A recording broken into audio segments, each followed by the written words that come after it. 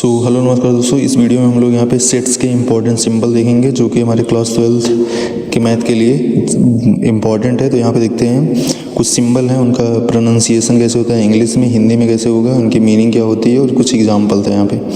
तो यहाँ पे जैसे ये सिंबल आपको दिख रहा होगा, इसका मतलब है बिलोंग्स टू, हिंदी में बोलेंगे बिलोंग्स टू। इसका हिंदी मतलब होता है सदस्य। जैसे टू बिलोंग्स टू ए, मतलब जो है दो संख्या जो दो है वो ए से बिलोंग करती है। यहाँ पे नेक्स्ट है, इसका मतलब है does not belongs to. Does not belongs to सदस्य नहीं है, मतलब 5 जो है ए का सदस्य नहीं है। अगेन है, इसको बोलते हैं सेट बोलते हैं। सेट ये समुच्चय होता है, हिंदी में इसको समुच्चय बोलते हैं। जैसे ए जो है ये इसका सेट है, ठीक है, 1 2 3 का। तो यहाँ पे ये सेट का सिंबल है। अगेन यहाँ पे ये सबसेट का सिंबल है आपका, इसको उप समुच्चय बोलते हैं। जैसे ए subset B.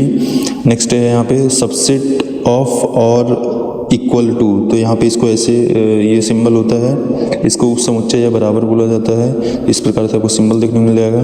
And not a subset of, ये होता है नॉट अ सबसेट ऑफ, उप समुच्चय नहीं है। तो यहाँ पे A not a subset of B. And यहाँ पे सुपर सेट ऑफ, यहाँ पे ये सुपर सेट ऑफ है। तो यहाँ पे बी सुपर सेट ऑफ ए हो जाएगा। एंड यहाँ पे सुपर सेट और इक्वल टू, यहाँ पे बी सुपर सेट और इक्वल टू हो जाएगा। अगर यहाँ पे बात करते हैं यूनियन का, यूनियन की बात करें तो संघ दो सेटों का संयोजन, यहाँ पे ए यूनियन बी हो जाएगा। नेक्स्ट यहाँ पे बात करें इंटरसेक्शन का, तो यहाँ पे जो है आपका ए इंटरसेक्शन बी हो जाएगा। नेक्स्ट यहाँ पे बात करें इम्पटी सेट का, तो इम्पटी सेट में जो है आपको यहाँ पे ये देखने मिल जाएगा रिक्त समुच्चय। जैसे ए जो है is equal to empty set, या फिर जो है यहाँ पे सेट रहेगा, इसमें कुछ कोई भी अंक नहीं रहेगा। फिर ये सिंबल है यूनिवर्सल सेट का। यूनिवर्सल सेट सार्वत्रिक समुच्चय इसको बोलते हैं, ये चीज़ हो जाएगा। नेक्स्ट यहाँ पे है जिसको बोलते हैं कॉम्प्लीमेंट। ए के पावर ए का जो यहाँ पे पावर रहेगा, यहाँ पे सी ऐसे फॉर्म में लिखा रहेगा, तो इसको बोलते हैं कॉम्प्लीमेंट। इसको पूरक समुच्चय बोलते हैं। अगेन यहाँ पे है ये सिंबल है इक्वल टू का, ए इक्वल टू बी। एंड यहाँ पे है नॉट इक्वल टू, ये सिंबल है नॉट इक्वल टू का। इसका मतलब होता है इम्प्लाइज, ठीक है। और ये जो होता है इफ़ एंड ओनली इफ़। एक सिंबल और आपको देखने मिलता है, जैसे इसको बोलते हैं कॉलन, मतलब आपको ऐसे देखने मिल जाएगा, 2 डॉट लिखा रहेगा।